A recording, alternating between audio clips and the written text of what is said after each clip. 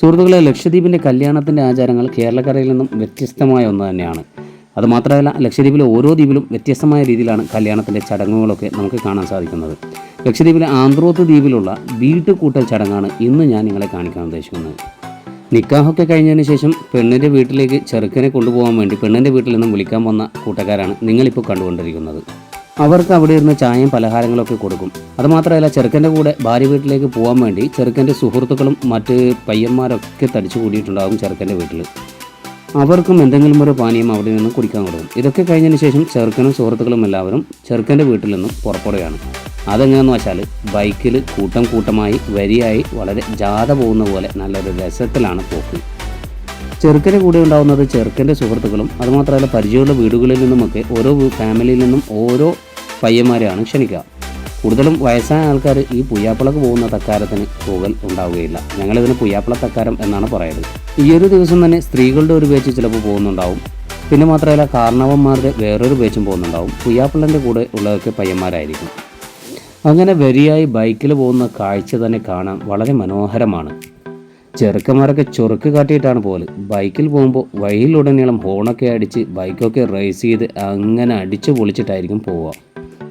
പിന്നെ പെണ്ണിൻ്റെ വീടിനോട് അടുക്കുമ്പോൾ ഒന്നുകൂടി ബൈക്ക് റേസ് ചെയ്യലും ഹോണടിക്കലും കൂടും കേട്ടോ. പെൺവീട്ടുകാർ ആകാംക്ഷയോടെ കാത്തിരിക്കുന്ന മരുമോനെ വരവേൽക്കാൻ വേണ്ടി അങ്ങിങ്ങായി അവിടെയൊക്കെ ആൾക്കാർ തടിച്ചു കൂടിയിരിക്കും. ഇവർക്കുള്ള ഭക്ഷണം വിളമ്പാനായി ഒരു വലിയൊരു പന്തലും ഇതേപോലെ പെണ്ണിൻ്റെ വീട്ടിൽ ഒരുക്കിയിട്ടുണ്ടാവും.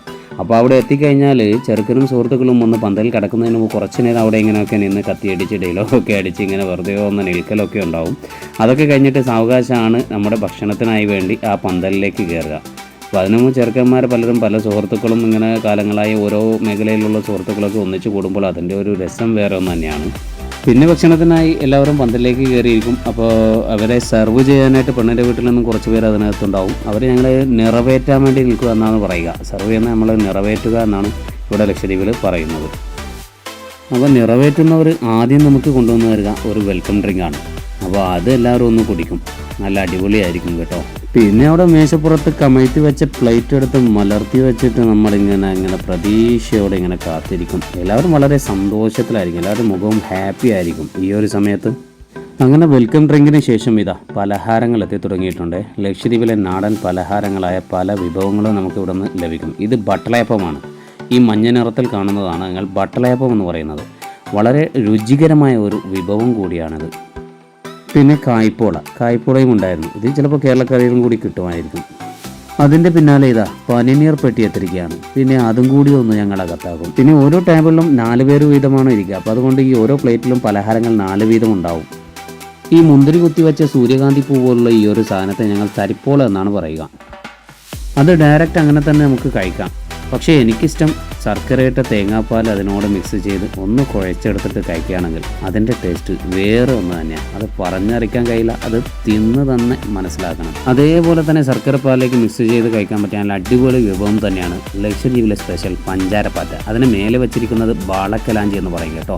ആ വട്ടത്തിലുള്ളതാണ് പഞ്ചാരപ്പാറ്റ. ശരിക്കും പഞ്ചാരപ്പാറ്റയും ബാളക്കലാഞ്ചിയും ട്വിൻ ബ്രദേഴ്സ് പോലെയാണ്. കാരണം എന്താണെന്ന് വെച്ചാൽ ഇത് രണ്ടും ഒന്നിച്ചാണ് എപ്പോഴും നമുക്ക് തരിക. പിന്നെ വരുന്നത് ഒരു അടാർ ഐറ്റമാണ് കെലാഞ്ചി. കാണാൻ ടിഷ്യൂ പേപ്പർ പോലെയാണ്. നമ്മുടെ ശർക്കരയിട്ട തേങ്ങാപ്പാലിനോട് മിക്സ് ചെയ്ത് കഴിക്കുന്ന ഒരു അടിപൊളി വിഭവം. ശേഷം ഇലയിലേക്ക് കൈകൊണ്ട് പരത്തിയെടുത്ത ഒറോട്ടി, നല്ല ടേസ്റ്റി സംഭവം.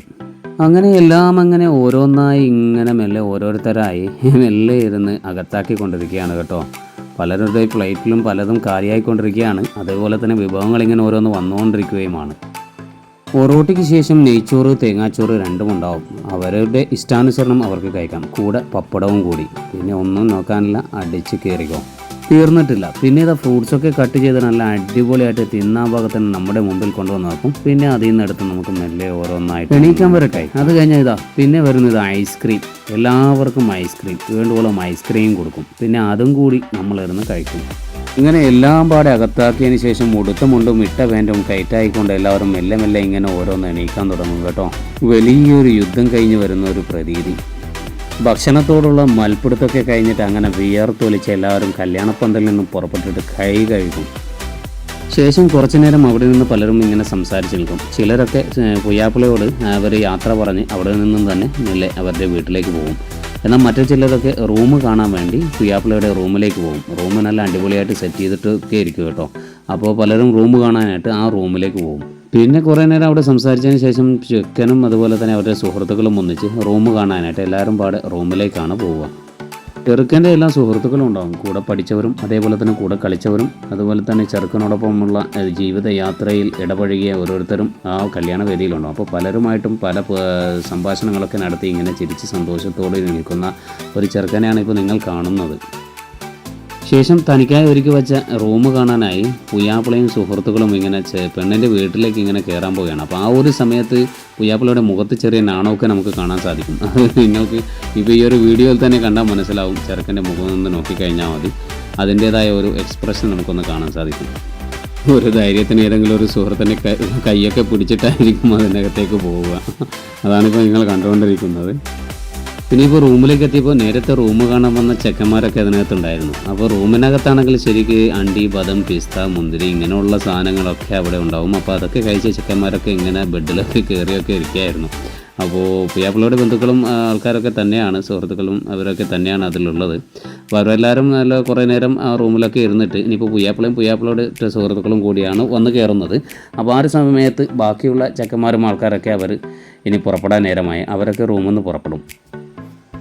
അവിടെ ടീപ്പോയിലിരിക്കുന്ന അണ്ടി, ബദം, മുന്തിരി, പിസ്ത ഈ വക സാധനങ്ങളൊക്കെ ചെക്കൻ്റെ സുഹൃത്തുക്കൾക്കൊക്കെ കഴിക്കാൻ വേണ്ടി വെക്കുകയാണ്. അപ്പോൾ അത് ഓരോ സുഹൃത്തുക്കൾ ഇങ്ങനെ എടുത്ത് മെല്ലേയിരുന്ന് കഴിക്കും. പിന്നെ ചിലരൊക്കെ പുയ്യാപ്പിളയോട് കൈയൊക്കെ കൊടുത്തിട്ട് യാത്ര പറഞ്ഞിട്ട് ഇങ്ങനെ ഓരോന്നായി റൂമിൽ നിന്നും മെല്ലെ മെല്ലെ ഇറങ്ങാൻ തുടങ്ങും. അവസാനം പുയ്യാപ്പിളയോടൊപ്പം ഒന്നിച്ച് പഠിച്ചതും കളിച്ചതുമായ ഉറ്റ സുഹൃത്തുക്കൾ മാത്രമായിരിക്കും റൂമിൽ അവശേഷിക്കുക.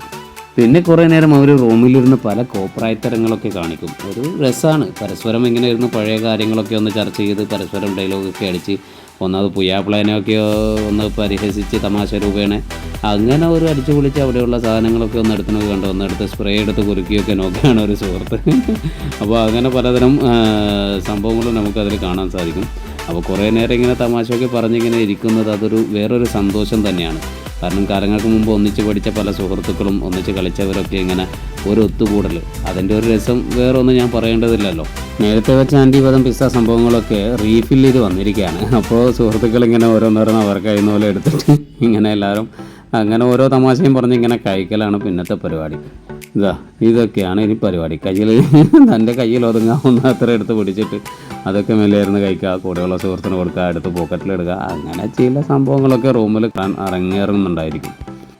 ഇതേപോലുള്ള വിദ്വാന്മാരൊക്കെ ഉണ്ടാവും കേട്ടോ പുയ്യാപ്പിളൻ്റെ സുഹൃത്തുക്കളിൽ.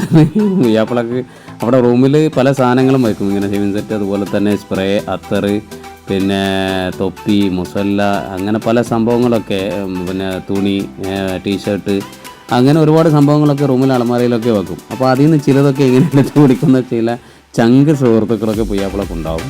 ചിലരിങ്ങനെ ഓരോ സാധനങ്ങളൊക്കെ റൂമിൽ നിന്ന് എടുത്ത് കൊണ്ടുപോകുന്നുണ്ട്. അപ്പോൾ അതിനോട് ഞാൻ സപ്പോർട്ട് ചെയ്യുന്നില്ല. പക്ഷേ ഇവിടെ ഈ സുഹൃത്ത് അത് കൊണ്ടുപോയതല്ല, വെറുതെ ഒരു തമാശക്ക് അങ്ങനെയൊക്കെ എടുത്ത് കാണിച്ചതാണ്. അതവിടെ വച്ചിട്ട് തന്നെയാണ് പോയത് കേട്ടോ, അത് വീട്ടിലൊന്നും കൊണ്ടുപോയിട്ടില്ല. പിന്നെ ചില ചങ്കുകളൊക്കെ ഇങ്ങനെ അവിടെയുള്ള അലമാരയൊക്കെ ഇങ്ങനെ തുറന്ന് അതിലെന്തൊക്കെയാണ് ഉള്ളതെന്നൊക്കെ ചെക്ക് ചെയ്യുന്ന ചില ഇതുപോലുള്ള ചങ്കുകളൊക്കെ ഉണ്ടാവും. സമയം കുറച്ച് വൈകി. ചിലർക്കൊക്കെ ഉറക്കത്തിൻ്റെ സിഗ്നൽ വന്ന് തുടങ്ങി. പിന്നെ ചെക്കനെ അവിടെ ആക്കിയിട്ട് എല്ലാവരും അവരവരുടെ വീട്ടിലേക്ക് പോകും. ചെക്കൻ അവിടെ കിടന്നുറങ്ങും. രാവിലെ എണീച്ച് ചെക്കൻ്റെ വീട്ടിലേക്ക് പോകും. അപ്പോൾ അത്രയൊക്കെയാണ് ലക്ഷദ്വീപിലെ വീട്ടുകൂട്ടൽ ചടങ്ങും പുയ്യാപ്പിള തക്കാരവും കാര്യങ്ങളൊക്കെ. വീഡിയോ നിങ്ങൾക്ക് ഇഷ്ടപ്പെട്ടാൽ ലൈക്ക് ചെയ്യാനും സബ്സ്ക്രൈബ് ചെയ്യാനും മറക്കല്ലേ. Thank you for watching.